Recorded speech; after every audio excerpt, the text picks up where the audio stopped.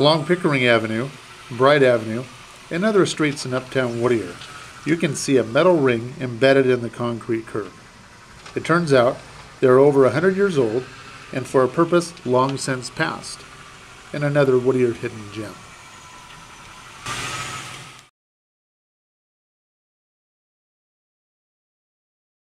I'm Chris Magdowski, the Assistant Director of Public Works for the City of Whittier.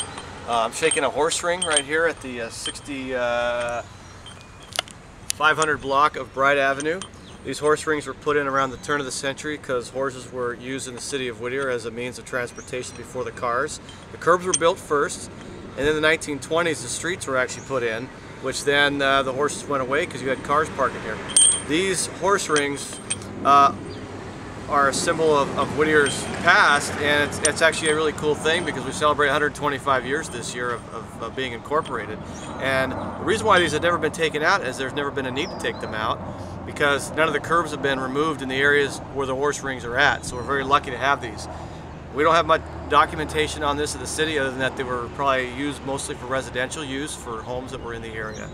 But we try to preserve these as much as possible. They're made out of iron, and they're embedded in the concrete with the pour.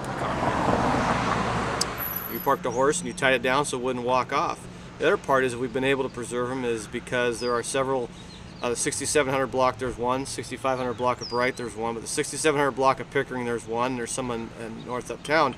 It just means that we appreciate our past in the City of Whittier and try to preserve as much as possible wherever possible.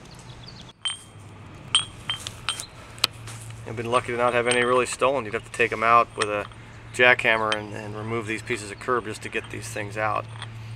So it would take a lot of effort and a lot of noise to remove them. And I honestly don't think a lot of people even can see these and know what these are down here in the street. So it's a hidden gem of Whittier.